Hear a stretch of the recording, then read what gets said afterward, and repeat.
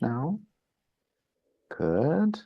Okay, well, welcome everyone. It's a great pleasure to be here for this forum on pirate care. I imagine you all know why you're here, so I won't give much of an introduction except to say that my name's Max Haven, and I'm the editor of Vagabonds, the series from Pluto Press in which the pirate care book appears.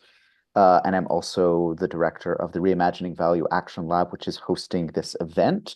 And we bring greetings from the event's other sponsors, including the Society for the Advancement of Socioeconomics, SASE, their Alternative to Capitalism network, the Center for Commons Organizing Values, Equalities, and Resilience, or COVER, at the University of Essex, the Center for Advanced Studies at the University of Rijeka, the British Sociological Association's Theory Study Group, and the Marxism and Disability Network. And I don't think there's much else for me to say here, and I'll pass it on to Ioana.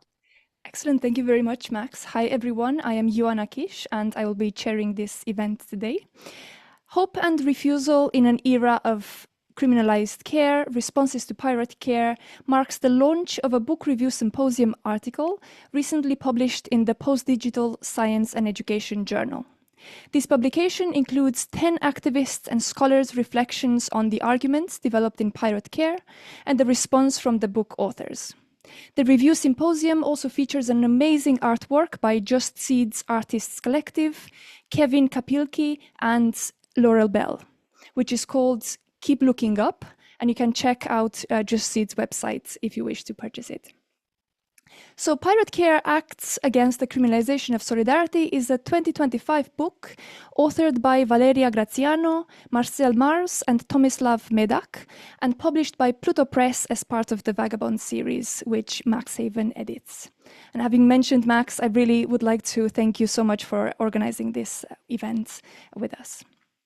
Some of the concrete examples of pirate care which have inspired the authors to write this book include, and I'm going to give you a couple of examples, abortion clinics, saving migrants' lives at sea, breaking blockades, mutual insurance clubs to cover transport fines, disobedient librarianship, kinning hacks through same-sex adult adoption and anti-immigration defiant marriages, radical pedagogy, biohacking for hormones and other medicines, mutual aid networks in disaster zones, and much, much more. So I really would recommend that you all read the book if you haven't had the chance to do so. All the reviews in this collection stress the relevance of this book to the current moment we are collectively traversing. And I'm going to share with you the key themes from these contributions. The symposium publication starts off with 3 contributors who emphasize the book's significance. Aria Danaparamita highlights pirate care's timely perspectives and inspired illustration of instances of caring piracy in the current genocidal context. Panos Theodoropoulos conceptualizes the book as a tool for collective teaching, union organizing, and a broader, quote, rupture within the capitalist system. In turn, Esther Planas Balduz regards the book's arguments as forming a pirate carer's treasure trove.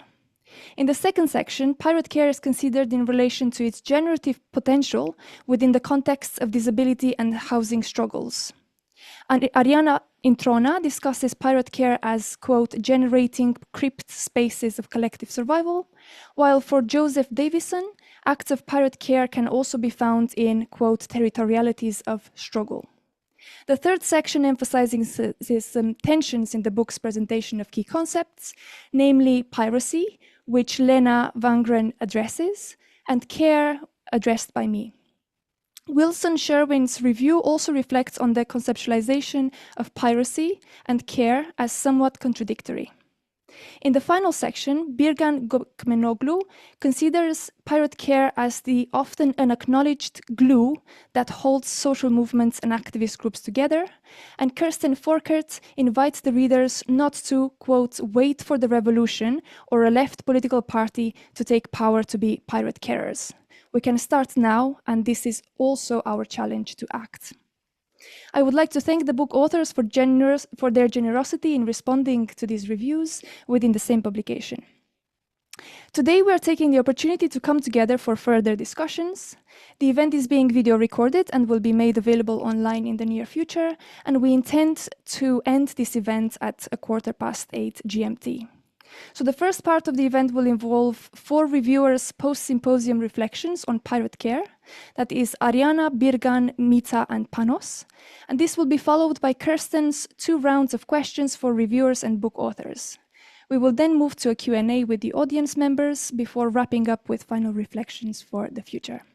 I hope you enjoyed the event, and for any technical issues, please message me or Max. So I would like to invite Arianna first to present their reflections.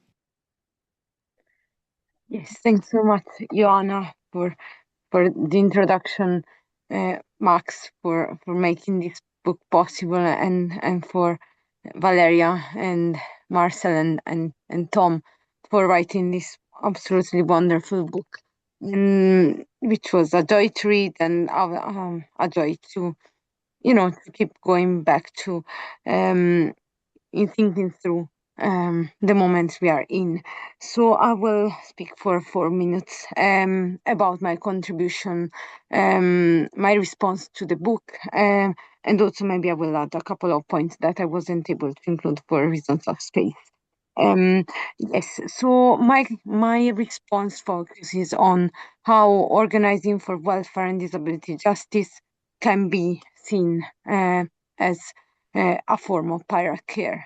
And so I explore some of the ways in which the book is essential, both for locating the attack on disability benefits that is going on in the UK within what Valeria and Tom and Marcell describe as empire's matrix of care, but also for appreciating the resonances between pirate care and disabled people's organizing for welfare and disability justice.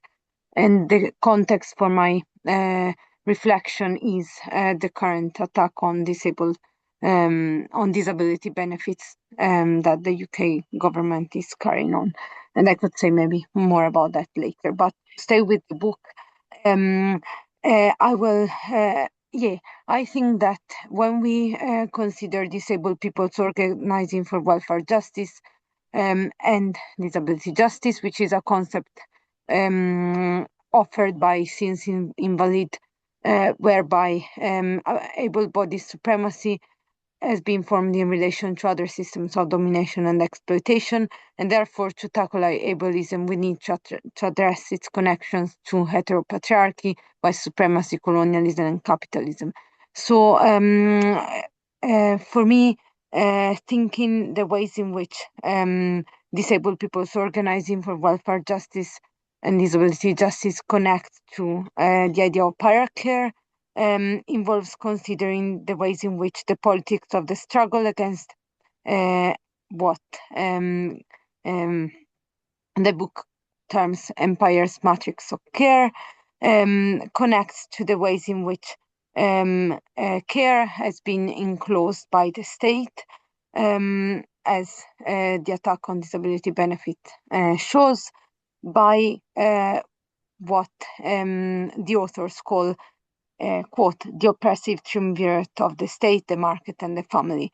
And they suggest that this leaves those who, quote, do not fit into categories of citizen, workers, consumer, spouse, heir, to die, end quote. So for me, in discussing the ways in which this matrix of care scaffolds specific forms of violence, we need to engage with what the authors call a toxic mutation of welfare infrastructures into what become oppressive systems. In response to this,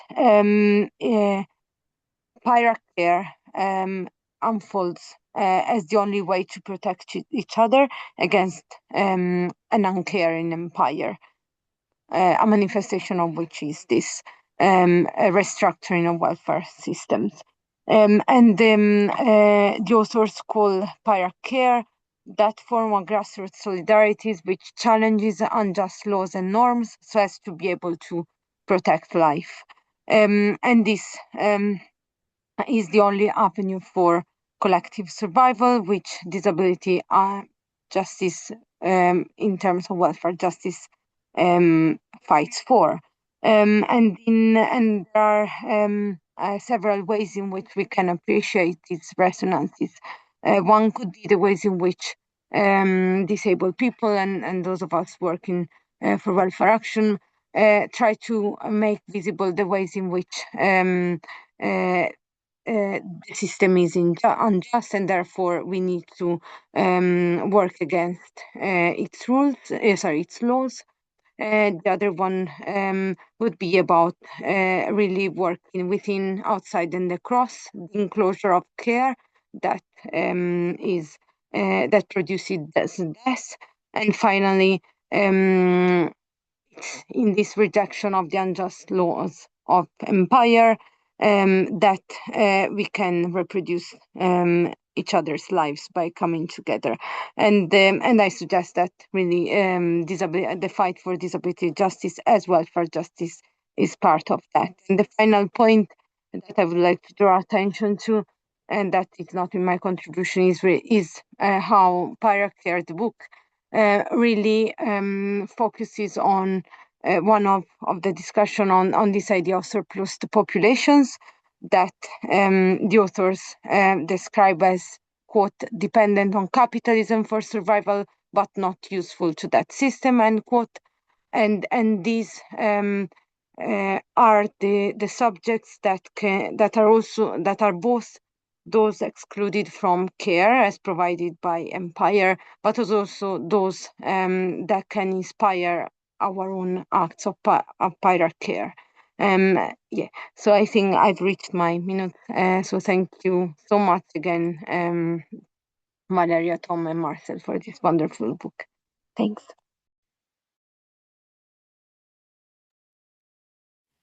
Thank you, Birgan. Yes, hi.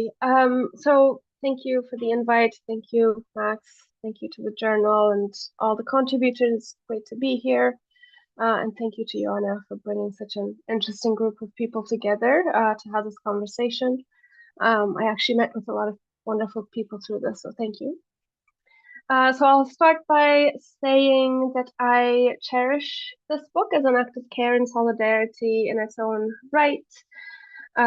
By bringing all these instances of pirate caring and all these pirate cares from around the world to our attention, I think the authors connected us to a worldwide grid of activists and an extensive range of struggles for justice. And perhaps most importantly, they've rekindled much needed hope. I definitely learned a lot about groups that engage in pirate care through this book in such creative ways. So thank you. So in the next few minutes, I'll reflect on pirate care and its implications for how we organize. For me, the most important contribution or intervention of the book is the re-politicization of care through the notion of pirate care. And this, in my reading, is a politicized, radical praxis of care as opposed to the co-opted, neoliberal, individualized version of care and self-care that's so popular today. And I believe this might be the missing link in our debates on how to organize collectively for social change. So care has been the backbone of feminist movements for quite a while, but it rarely surfaces when we talk about political organizing. When we gather as activists, we acknowledge the messy landscape where political parties and formal initiatives, elections, direct actions all coexist and necessarily work together, but we don't think nearly enough about what actually holds these movements and these struggles together. We usually connect the connective tissue, if you will, and I believe perhaps by incorporating pirate care as a movement ethos, we can create a durable basis for solidarity. both internal within movements, but also in cross-movement alliances, or that whole ecology of movements.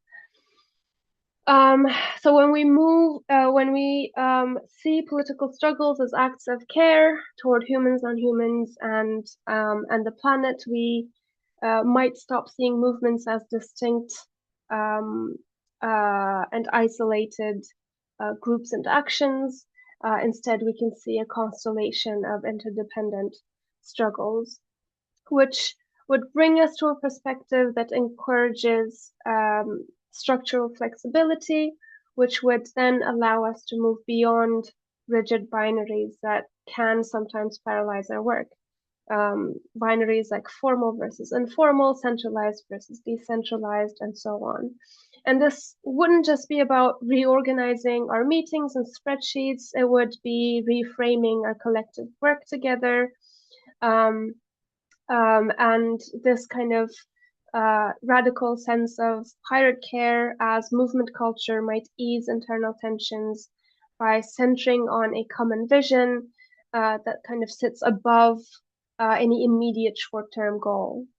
And when we lead with care, when we center care, seemingly incompatible actions would no longer be seen as right or wrong decisions. Instead, they become necessary contributions to the same large-scale movement for justice. Externally, or in terms of cross-movement alliances, radical pirate care as an ethos is, I think, essential to reframing these kinds of alliances. But moving beyond strategic alliances, we should be building genuine communities of I do have 1 minute. Thank you. Genuine communities of care, because that's what true solidarity should look like, especially in a world governed by capitalist relations that, as the book so wonderfully shows, that criminalize and marginalize such bonds. And in such a context, choosing solidarity is in itself quite revolutionary. And as I also said in my review, only a politicized conception of care, such as the one laid out in the book, Pirate Care, can offer us an anti-hierarchical, transformative ecology of organizations, the kind that actually dares to envision a liberated future. Now, that said, it is vital that we guard against the co-optation of care.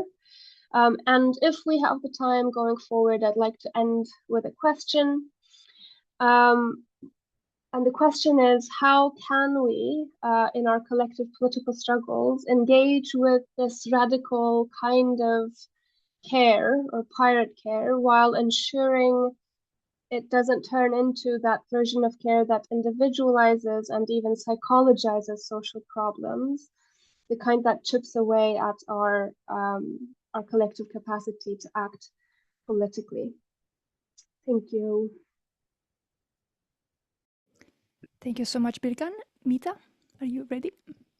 Thank you. Again, echoing thanks to the book authors, publishers, to Ioana for initiating and holding this space for collective book response, which has been, a very, very exciting exercise that's very much in theme with the sort of collective nature of the book that we're responding to.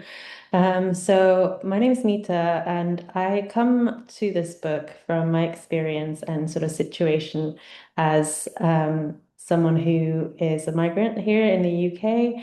I have many kind of lives, I guess, within me, including, professional career that's more in the human rights, migrants' rights advocacy, but then also doing a lot of grassroots abolitionist organizing and labor organizing as well. And in my organizing, I'm very invested in developing and sustaining systems of collective care within our movements. So all that to say that this book was very much, something that I was very excited to read, and really I'm grateful that I got the chance to engage with it.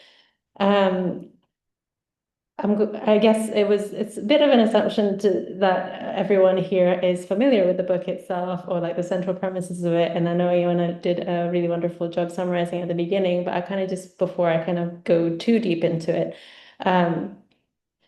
want to just foreground how we are conceptualizing pirate care in this conversation. And what I appreciate about the author's conceptualization of pirate care is essentially this idea that care is radical, but also this notion of why the pirate as a figure was chosen is this idea that it is up to us, ordinary individuals, across history, in the present, and certainly in the future, to take our own action, whether that's to hijack systems, processes, tools, reappropriate, or even build our own systems, processes, and tools that is necessary for our survival and therefore our liberation. So with that in mind, I came to this book actually in a moment of very deep grief and rage, I guess, as I'm sure many of us can relate to. I started writing my response in the summer last year, back in a moment where Israel's genocide in Gaza was escalating.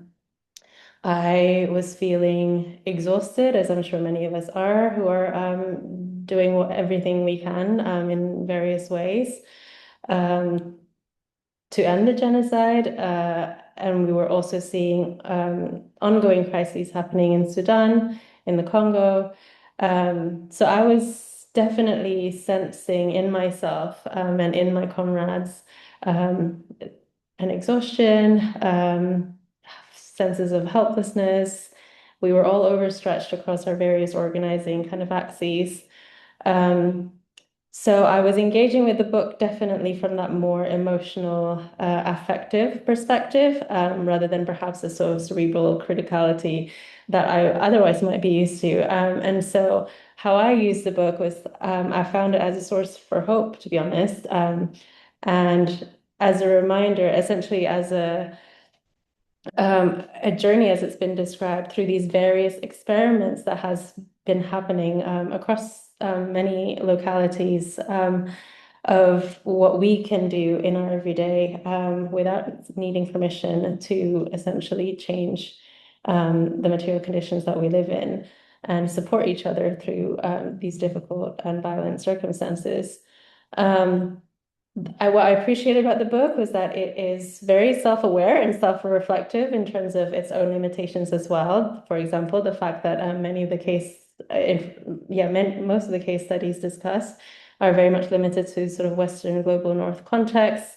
I suppose my one comment and criticism of the book was that I do wish that there had been more of an acknowledgement of the history of this type of like radical care or pirate care throughout history amongst Indigenous communities that have always, existed despite and in resistance to the state and capitalization of care. And while it would not have been possible or responsible indeed for the authors to seek to represent these case studies, as you might call it, it would have been nice to have some, more deeper acknowledgement, especially myself, now I operate and organize in the global North, but coming from the nation state that is now called Indonesia, my own approaches to caring and to organizing has been very deeply influenced and informed by Indigenous organizing across, in my case, Southeast Asia. And another thing that I do appreciate about the book is how, for the case studies that it does discuss, is you can tell that it's very much grounded in everyday tactility of organizing, and the insights are drawn from and with organizers on the ground. So in particular, I appreciate the acknowledgement that this work is draining and it is messy and we don't get it right.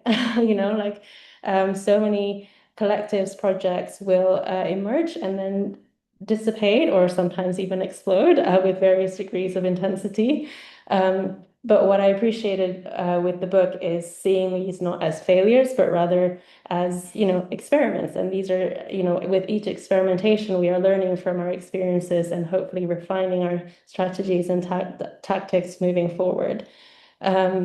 So in that sense, my one takeaway from the book is the author's protopian approach that show that even imperfect attempts to rise against capitalism are life-affirming, and that we don't need to seek perfection, but we can do whatever we can within our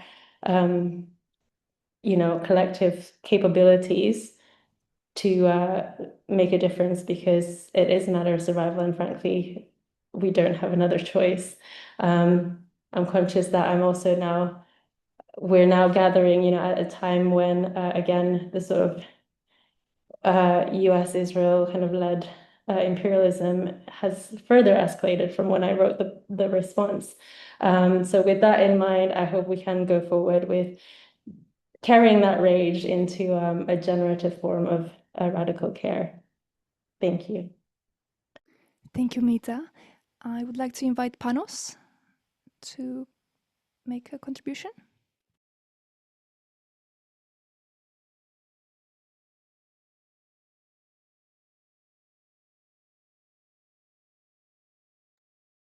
Yeah, hello everybody. So, can you hear me? Yeah? Can Yes. people hear me? Yep. Yeah, cool. So, yeah, my name is Panos. I I echo everybody. Everybody has already said thanks to everybody, so I will just say again thanks. Birgan basically covered everything that I wanted to say. So at this moment, I was kind of like freestyling, trying to come up with something different. I think what I will say is I will approach it from the aspect of burnout, which is something that plagues everybody in the movement. If you have been involved for more than like 3 months. And this is what is plaguing me now, which is why I had to cancel. We were supposed to be together with Birgan and Mita for this event, but I'm at home resting.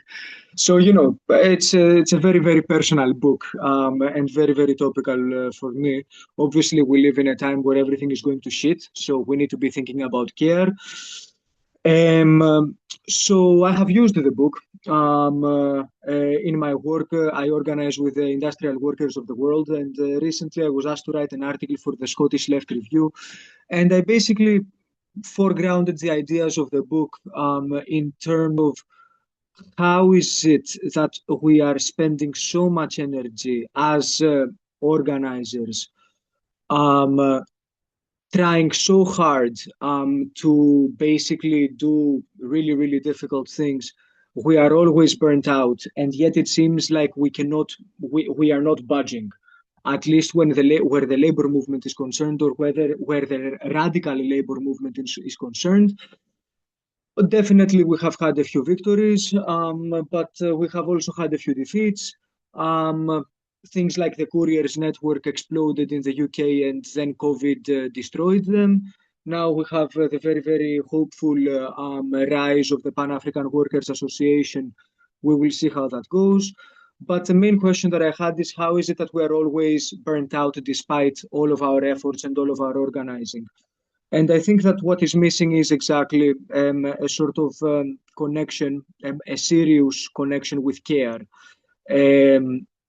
And the book kind of offers a few methods that I think are important, particularly for movements that are organizing on the sphere of production, because very, very frequently we forget reproduction. But of course, the people who we are organizing with, especially the most precarious among us, I've got 1 minute and 50 seconds. Okay.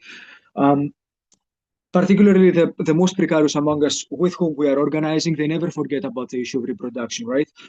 Because they feel it, and the same way that we all feel it. So it's impossible for me as an organizer and to convince a worker to go on strike when I haven't got a response about how they will organize their reproduction. What will happen when you don't have money to feed your children? What will happen when you're fired from your job and you have 60 days to find another job because you will lose your sponsorship in the UK, for those of us that are in the UK, etc. How can you even start organizing when you are exhausted, when your body hurts, when your brain hurts. So the book is really, really useful in giving us some examples of how we can work through these contradictions. In my own work as a sociologist, I talk about the socialization of precarity and how capitalism basically erodes us and erodes our solidarity. The book is also a very, very helpful counterbalance to, grim analysts like myself. What I really appreciate about the book is that despite talking about the sphere of reproduction, it is very, very grounded in strict materialist analysis. And this is not an attempt to fetishize Marxian analysis, but it does not forget about the material aspect of our existence. And finally, I'm just going to finish with a question, which is different from Birgan, because I wanted to ask exactly the same question as Birgan asked. But the book finishes with this idea about we need to establish a federation of care. And my question would be that, yes, this is amazing. I agree. I wish, we had many more people in the movement. But the question that I had is how and who? Because everybody, coming back to the question of burnout, is already very, very thinly stretched. And if you aren't thinly stretched, I envy you. So how will this coordination happen? We need to think about this a little bit seriously. And that's me. Thank you so much, Panos. So this is the end of the first section of the event. I would like to now invite Kirsten Forkert to facilitate the next section. Kirsten will ask a couple of questions, and we invite the book authors to offer responses to these questions, as well as the reviewers. Please perhaps raise your hands. That might be the easiest way for us to figure out who would come first. I'll spotlight you, Kirsten, now in a second.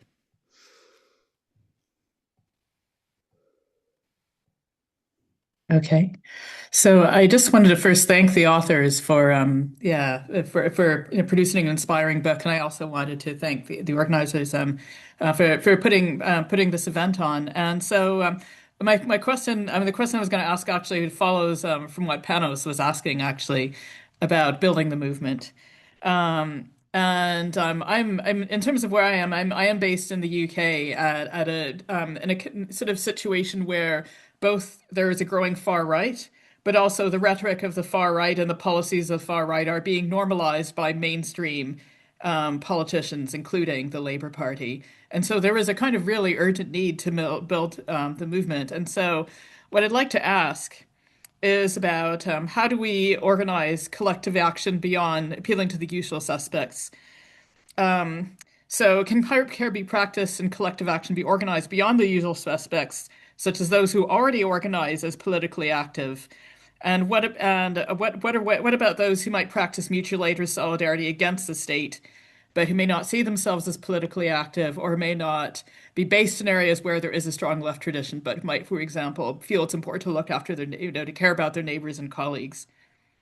So it's really about how to practice care and how to organize beyond the usual suspects.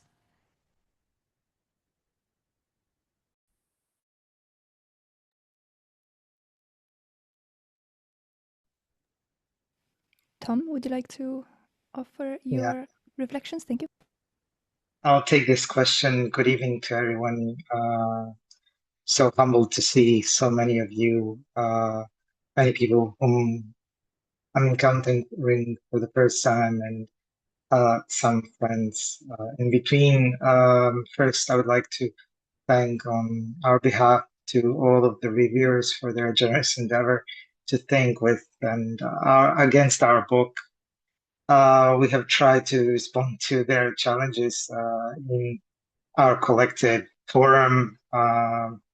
I guess that can be made available, and we have tried to fill some gaps that we weren't able to address in the book, in the review itself.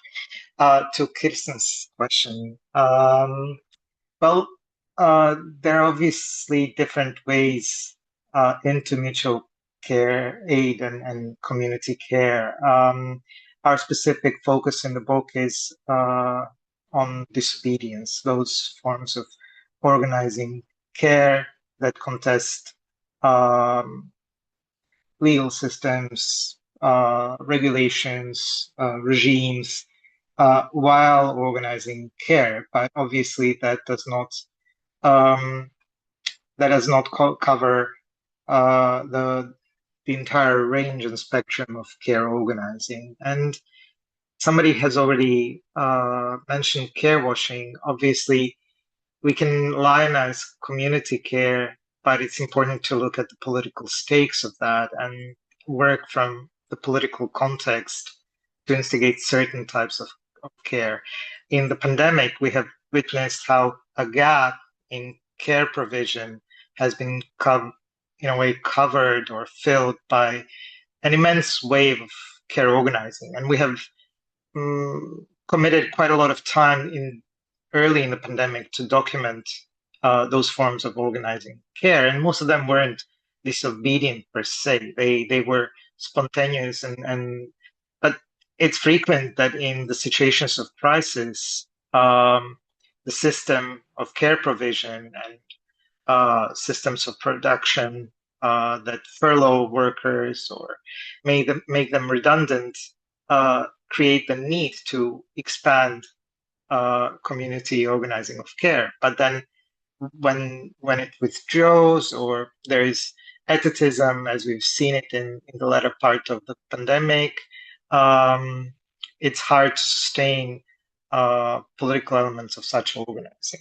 I should also say that it's frequently that one comes into disobedient care organizing not because one intends to, but because one's existence or one's work becomes criminalized. We've seen that in the example of medical doctors in the UK who have been required to do identity checks on their patients. And we've seen also organizing against such task through Docs Not Cops campaign, where staff and patients at hospitals have organized against this, refusing to do the work of immigration. We are seeing similar things under ICE patrolling in the US, where people suddenly become radicalized just because their neighbors become criminalized all of a sudden. So we are in the book trying to bring across the message that you should organize from where you are at. Just look around you. Opportunities abound, and you should encourage others to do so, not to give in to despair, but so support those who already organize to provide care, and particularly to those who are disposable or surplus, because exactly those groups are likely to become criminalized sooner or later. And maybe you can see where your skills are useful, or encourage somebody to seek out organizers who could find useful the skills that you got, or you can learn up certain skills by joining a group of people. And then we should invite others into transgressing together. We think that transgression is transformative. It creates collective processes of subjectivation and invents new forms of agency. So I guess it's hard to break out of the in-group of usual suspects, but usual suspects, I think, need to do part of that work and seek people who are not mobilized and active to get aboard and to offer them simple ways into it. And we think there are, in various aspects. You can break law, you can reuse technology, you can commonize or seize, reappropriate somebody else's property. There are ways, and if you do it collectively, you minimize the risk, and process of subjectivation can fall from there.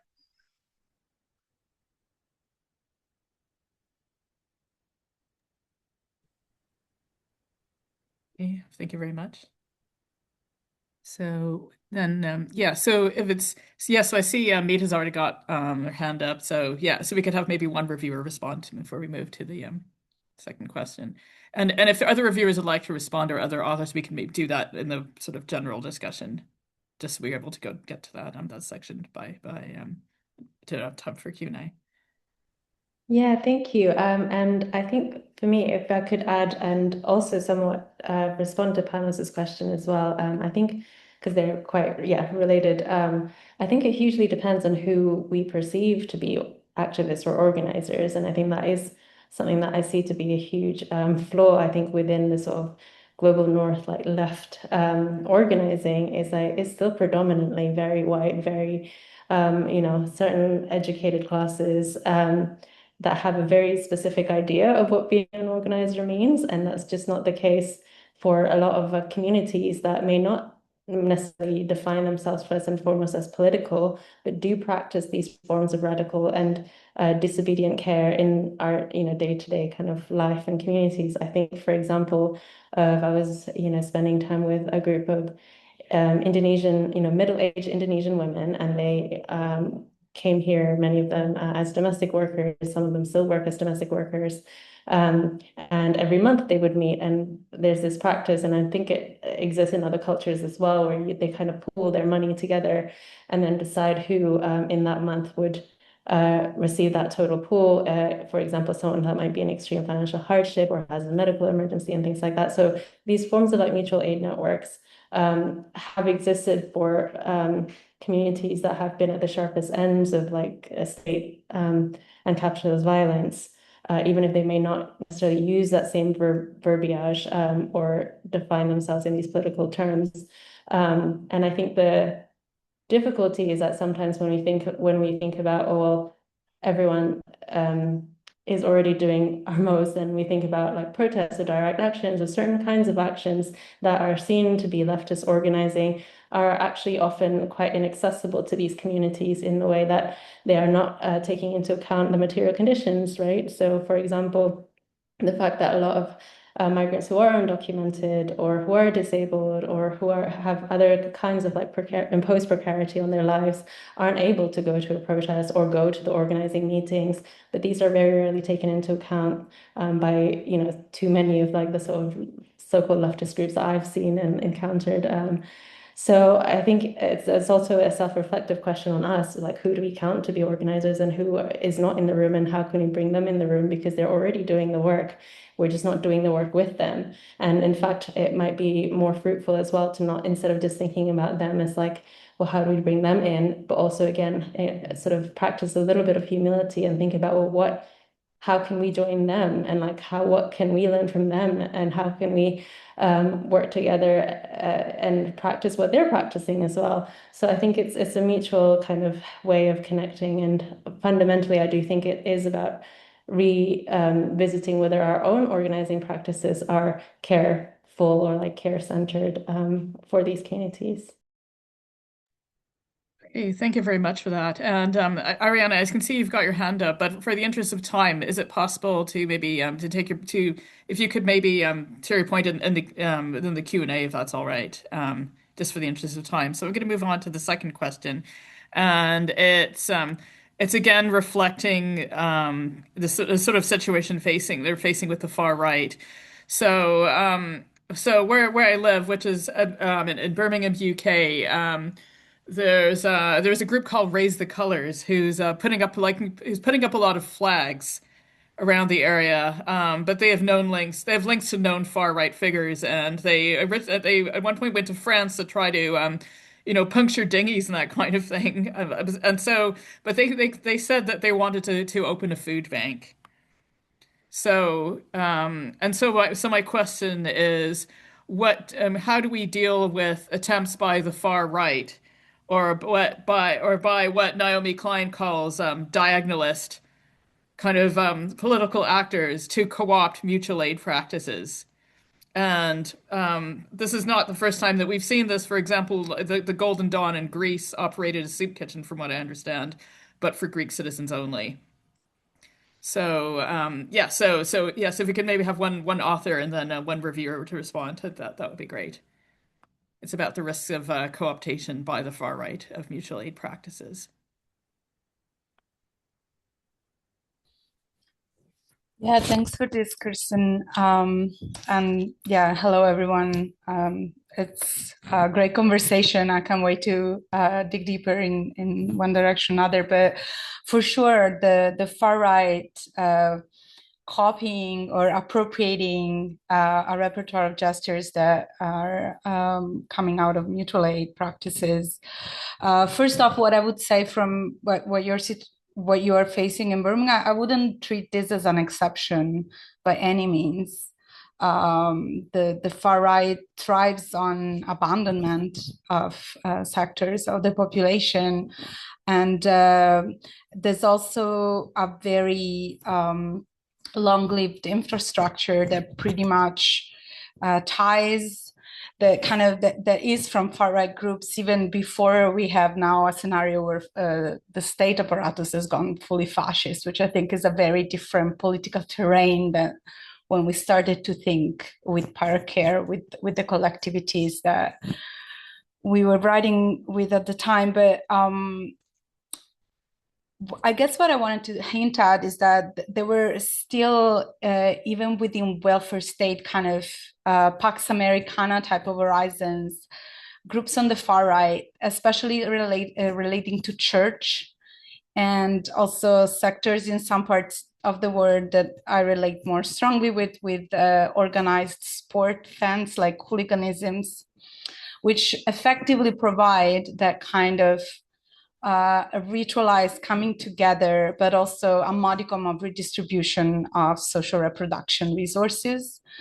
So this is not new. What is perhaps new is to the extent in which maybe we should treat this as a reminder that somehow pirate care is not going anywhere anytime soon, in the sense that we are living at the point where the matrix state market and families, this toxic metrics of care is becoming undone. So there's turmoil. It's up for grabs. So for better or worse, the terrain of social reproduction, the terrain of immediate organization of solidarity at proximity level, it's becoming repoliticized very, very fast, in a context of climate collapse as well, and related migration patterns.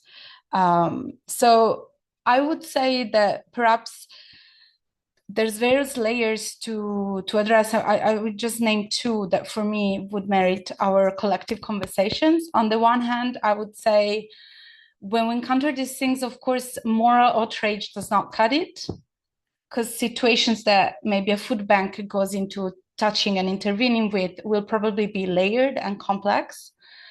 So it does call for humility. I heard that word before, which I can totally resonate with, to understand what are the rhetorical and kind of political moves that we can do to confront, to detach the ideas that to access care, you need to belong, and to accept the powers that regulate these kind of forms of belonging. And pretty much there's also very helpful group psychology that we can also draw onto, this idea that the far right often mobilizes a sense of being threatened, and this need of hanging on to what we got in fear of scarcity without ever questioning what is the feeling of scarcity coming from, what are the determinants of that experience.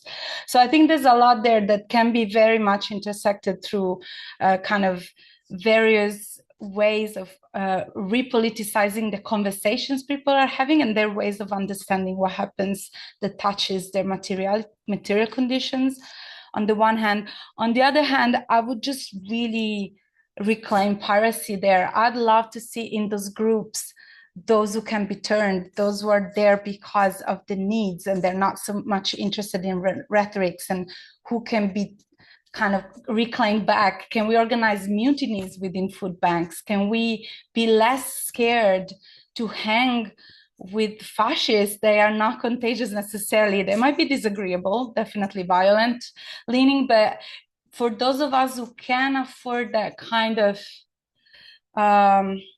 passing, I would say, or have some kind of privileges that they can put in the game just to have fun jamming those machines a little bit could be also something light that I would like to put on the table.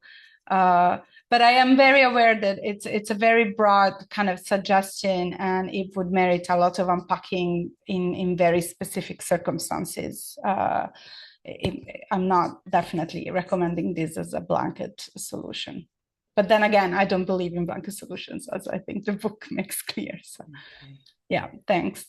Okay, thank you very much for this. And I think we'll now move over to the Q&A. And though maybe those authors and reviewers who wanted to comment but didn't have time to, you can do so then. Amazing. Thank you very much, all. If any audience members have any questions to pose, please raise your hands and or turn on your video camera, or you can also post questions in the chat. And I'll just keep an eye on the list of attendees.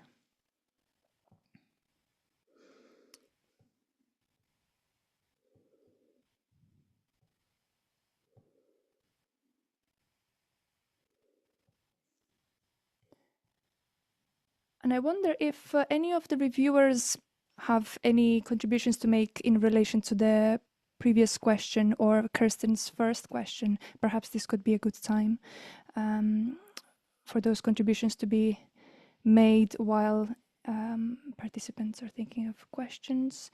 I can see Arianna's hand as well as two questions. Okay, let's take the two questions first, and then we'll go to Arianna. So I'll read out the first question from Elizabeth. Thank you for the Pirate Care syllabus.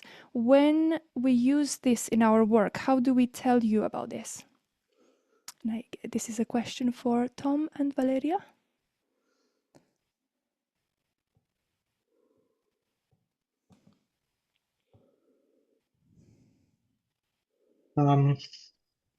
I believe there is an email address on the website indicating how to get in touch with us. I guess we might not be checking that email on too frequent basis, but we have also a Telegram channel that we could use if you want to join, and then that's, I guess, the easiest way. Yeah, just drop us an email. I don't know, Valeria.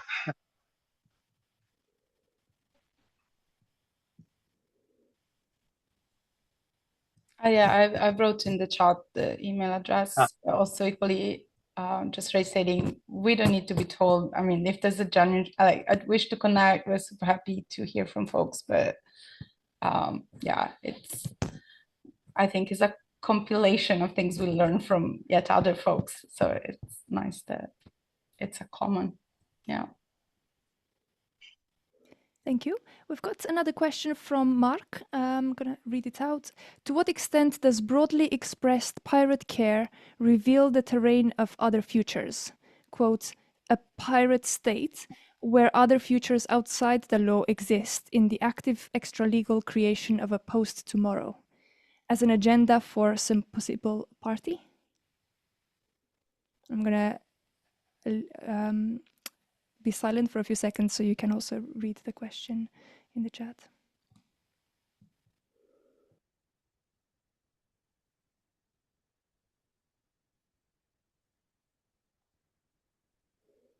If any of the reviewers also would like to make any contributions, you're also welcome to do so. But yeah, for now I've spotlighted Valeria and Tom. Maybe I can give it a go. I'm also politically active with a Green-led party in Croatia. And I must say the two are hard to bring together. Political parties are also collective endeavors, and they are defined within the institutional remit of their work, which is electoralism, work with the institutions, and then work with large groups of people who are heterogeneous, who kind of don't necessarily share, at least in not in fine grain, the same values. No, obviously, each party kind of has its orientation, general orientation, but in specificities, it does not really. So political parties are a work of composition, and then they have to, if they are in power, work with the institutional system, which is path dependent, and that it limits extremely the things that you can do. Obviously, in the book, we try to outline a possible horizon toward which pirate care organizing and federation of various pirate care practices is pointing, allowing people to be less dependent on paid labor, on commodities, and in a way have more capacity to fulfill their needs through mutualism. And we think there is a way to work within the institutions against institutions. It's a messy terrain. But sometimes within the institutions, there are people who are trying to think outside of the institutional remits. I've seen that Stephen has mentioned Basaglia, and Franco Basaglia was Italian psychiatrist, reformist, who was a champion of process of deinstitutionalization, working from an asylum in Trieste, which he eventually closed and managed to transform Italian psychosocial care system in significant ways while working from an institution. So we think kind of that is the terrain where the two things meet. But I must admit, work within electoralism and party system can be highly limiting, particularly once you seize or gain power democratically, which in our case happened in the city of Zagreb. We are governing in the city of Zagreb, and I'm involved in a number of processes related to care and human rights protection. So kind of things that are close to what we advocate for in pirate care. But once you come outside from the margins, from the activism into a large system, it's really hard to break path dependencies and institutional routines and vested interest and power composition within the institutions. So also changing their imprint is really hard. Sometimes you do manage, but usually better works in smaller institutions than larger, and gaining power, you do that to kind of change the larger institutions. So the system so these are kind of contradictions, I think, within party as form. Within the electoral system, obviously, we are speaking of a political system where you only have one party, then it's different. No, it's non-pluralist system is just different. Valeria might want to add more.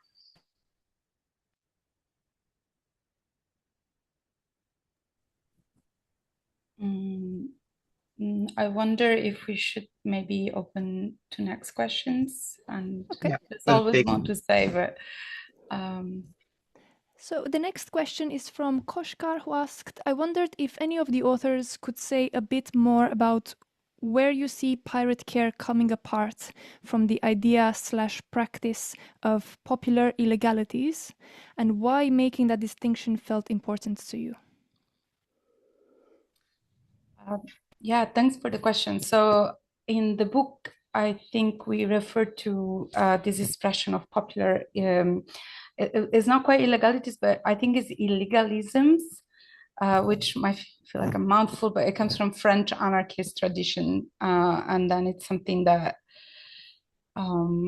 I think Foucault, just to quote a French philosopher that shall be named at some point in any Zoom. I'm doing a personal bingo for this, if you want to indulge me. Anyhow, he was writing about the Fourierist and the turn of the century anarchist branch that calls itself the legalist, reclaiming that action is always a form of politics. So they would rob banks to take back from the capitalists and other such forms.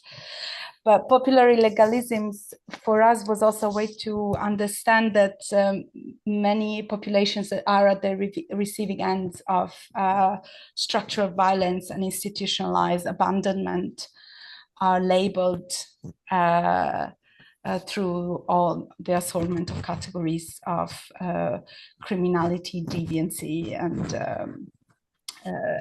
the fourth, and they often are even an object and a fascination of sociological inquiries about how they make a living or how they invent ways to find workarounds, cheat, lie, and steal a little bit to just surviving or mitigating the ways various systems of control subjectivize them, basically.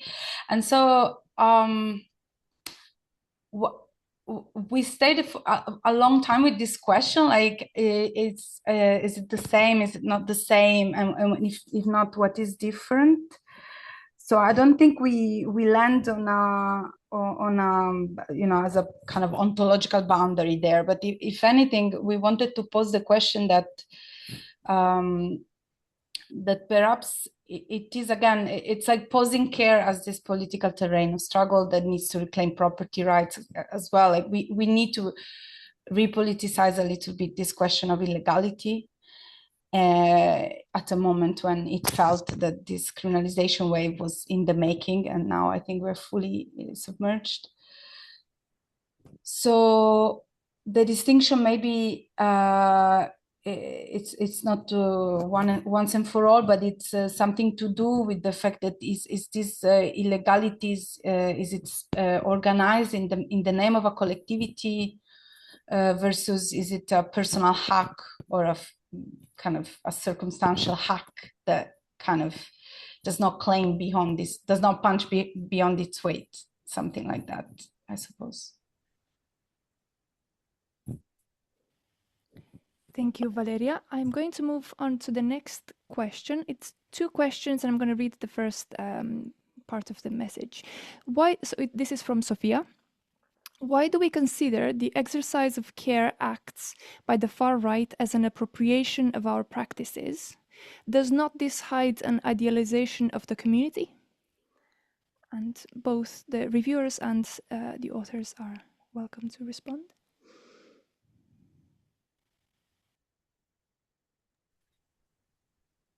I feel that I want to say just a very quick thing, but I really hope others take this on, because I think we're not claiming ownership of care. I didn't mean it that way, because I felt maybe I suggested that, but I think we're struggling over its form. What forms can it socially take? And I think it is a borrowing in the sense that mutual aid practices come from people that were dispossessed by capitalism and fascism and ableism and all sorts of intersecting systems of power. And in the end, fascist and Nazi forms of community organizings, which of course we can say they also mobilize care, but the architecture in the end wants to restate, first off, the patriarchal family. Second of all, that's a basic unit. It sacralizes obedience to a higher man, usually, who functions as the brain of the collectivity. And if your place in the world is to be the foot, then so be it. And then again, they're linked to ideas of racial purification and nationalist purification. So those things are always around the corner. So that's one way of delimiting a community. And of course, we can argue more speculative that all communities have liminalities. That is for sure a fascinating aspect of what we're talking about. But I think the stake is the form of what we do with those limes. Yeah. Yeah, I just wanted to, I just wanted to quickly reply to that, and I would agree to Sophia. I would agree with your question about the idealization of community, and community is a very contested term, and I think we have to be very careful and very reflective about who we mean and who we include and who we don't. And I think mutual aid practices are fraught with this stuff. I will give you a specific example. I was involved in a neighborhood mutual aid group during COVID that was about trying to deliver food to people who weren't able to leave for illness and so on. And I ended up we'd set up a hotline. I ended up speaking on this hotline with this man who is living in kind of temporary housing, and he started saying, well, there was this Muslim woman who lives down the hall, and how come she got all this food and I didn't? And it's and I think because we are really and I think this is what makes pirate care, I think, very radical, because the press is telling us, politicians are telling us, everyone's telling us that we should be comparing ourselves. We got some, this person didn't, they got something we didn't, but we're always comparing ourselves with others and finding reasons to exclude. So and I mean this, and so I think being able to challenge this and being able to question the boundaries of what we see to be a community, and as well, we have some very old kind of Victorian ideas of the deserving and the undeserving, I think, and so I think it's important to be very, very careful, very reflective about this, a bit, and to interrogate, I think, a lot of some of the assumptions behind it. I think, but it's not easy because we are being told, I think, because politicians and the press try to sort of pit us all against each other all the time, but it is, I mean, that solidarity is really crucial, but it's also important that it be solidarity and not charity, because then we have all these distinctions between the deserving and the undeserving, which I think we want to challenge. Thank you, Kirsten. Tom?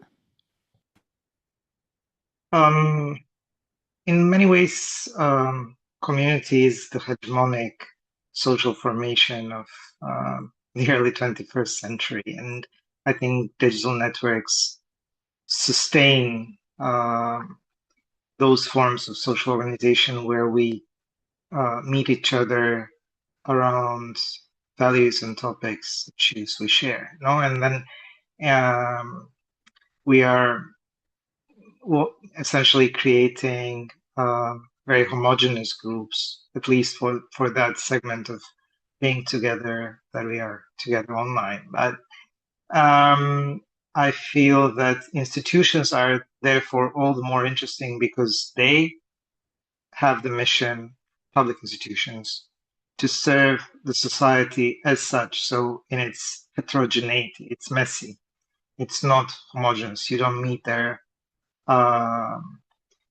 people who share necessarily your values or worldview or who share your way of living. So that I think kind of is one important place. The other one are political openings that are rare, but when they happen, you get to meet other forms of agency that are not yours. And I think it's important to build bridges in those cases. And then what we've tried to do in our small, tiny way, and this maybe is also an answer to Panos's question, if everybody's thinly stretched, who and how do we build federation? No, it's we need to come together. We need to maybe party together. We maybe need to learn of each other and learn of each other practices. Maybe we have even fundamental disagreements, but there are certain elements of our practice that allow us to coalesce a broader landscape where it's easier to sustain oneself without depending on wage work, and as I said before. So I think these are ways of meeting people outside of the group. And then I fully agree with Mita, that there are people in our societies that do organize, and in a way they're excluded. There are all forms of exclusion that state, nation state, or ethno-nationalism, if you wish, labor market in particular, and then family relations create, and when we should seek rapports outside of those forms of exclusion and belonging and exclusion. Thank you very much, Tom. We've got one last question that we thought we would incorporate into the event towards the end before we leave this room, and that is, so we've talked about burnout, a lack of kind of collectivity and care between activist groups, the genocidal context that is ongoing. What is there to, what kind of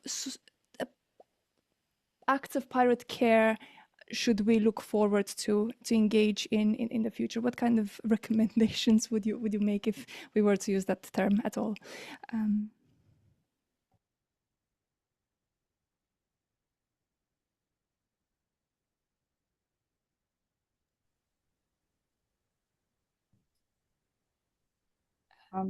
Maybe I can offer my 2 cents, which will be on people's mind, but I would say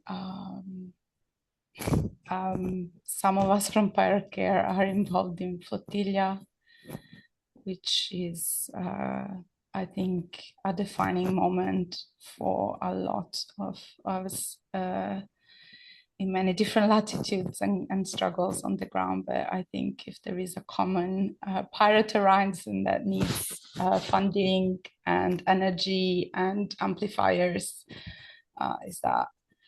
The other one I feel in my context that really calls for some radical pedagogy increasingly to undo the toxic narratives is anti-militarization. I think we need to figure out the pipelines that are really re-infrastructuring the remilitarization of the social horizon, and that is very complex and very specific, but very real, I think. But I'm really hoping to hear others, what's going on in your locales, what feels important, where are your energies at?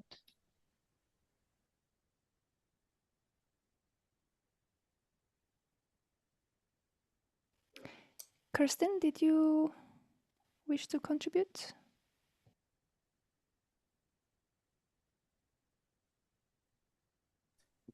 Sorry, let's I'm still thinking about this. I'll let others speak, I think, for now. Mita, go ahead. Mita. Yeah, just quickly to say that I think it comes back to practicing care for ourselves, right? Kind of like what Panos was saying, like take the rest when you need it, encourage your comrades to rest when they need it. I think in my review, I tried to put the book in conversation with like practical toolkits that have been developed by other collectives. So for example, the Jane Addams Collective. So practical, sets of skills that you can do to take care of yourself and assess your needs on an individual level, but also collectively with whatever group you're organizing with.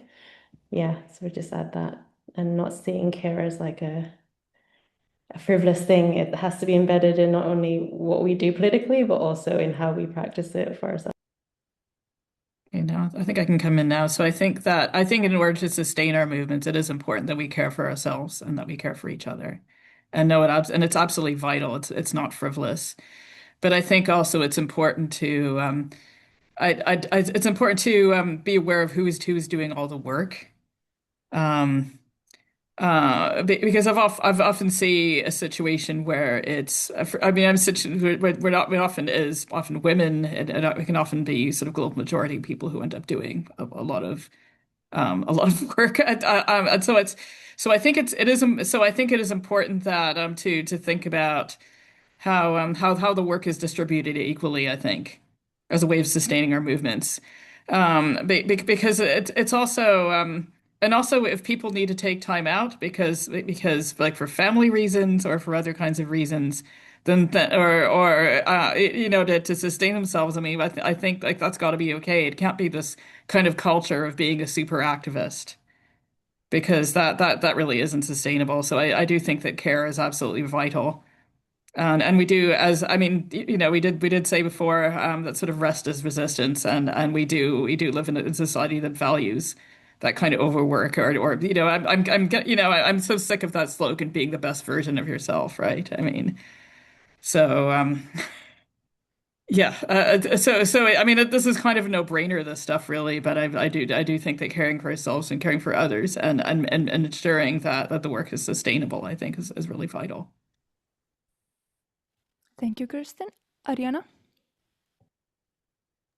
Yeah, I suppose for me, the example of groups organizing around welfare, so anti-poverty groups, where many of us are disabled, is key for thinking both, projecting both the idea of maybe some kind of level of expected contribution that that cannot be respected. And so if we take for granted that we are going to be reliable activists, that we are going to be there, we are going, I think, disabled people's organizing and poor people's organizing shows that that's not going really to help, because many, and there is great work written also by Sacha Warren around mad movements, whether they are sustainable or not, because if you're really in bed, the you know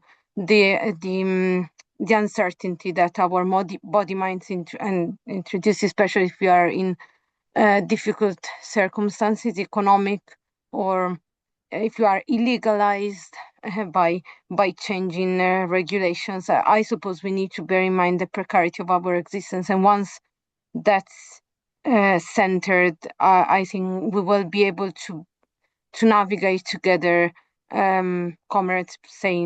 Comrades disappearing just because they cannot tell, I'm taking, I don't know, this time off, and that's fine. We are going to be looking out for them. We are going. So I suppose, yeah.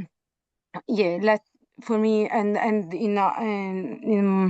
the groups I'm part of, where most of us are claimants, disabled, ill, many of us just can't keep going, but that's the beauty of it. And when and we look out for each other, and I suppose that moment of being, as the book says, dependent on capitalism but useless for that. I think it's important not to translate those logics within our movements of us being reliant on paracare but useless for the movement. I think that should be out of the picture if we want to build proper movements, because the risk often is that we replicate those logics, and those are really not movements that I personally would like to be part of. And I'm lucky to have groups that experiment different ways, but yes, so maybe thinking in terms of prefigurative politics, that we do not want to be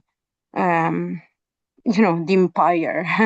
And we don't want to replicate those structures of that empire. These things. Birgan, would you like to join? Just very, very quickly, I agree with everyone, but because perhaps of the kind of profile of the participants and the audience, we kind of focused on organizing and activism and burnout and related issues. But I'd just like to add perhaps that that joining an activist group or joining joining a grassroots initiative, it can itself be a form of care and of self-care as well. Political action does kind of afford healing, to use a popular word. But pirate care or any kind of radical care isn't just confined to activist circles or to political organization or political action. We can always practice it within our own personal lives, towards ourselves, but also in our friendships and the workplace. Also when we're doing research, in that relationship between the researcher and the participant and so on. So I just wanted to bring all those different spaces into my end and my concluding remarks. Thank you. Thank you so much to everyone who has participated in this event in so many ways. We've gone slightly over time, so I'm just going to wrap things up. I hope everyone has a good rest of the day or evening or morning if there's morning where you're living today. And I hope we can keep in touch in some way or another. Please do check out the Pluto Press website for pirate care, as well as the repository for the syllabus. And if you wish to learn more about some of the reflections that have been reflected on here, you can also check out the journal article that was published a few weeks ago. So on that note, thank you everyone, and have a great rest of the week. Thank you.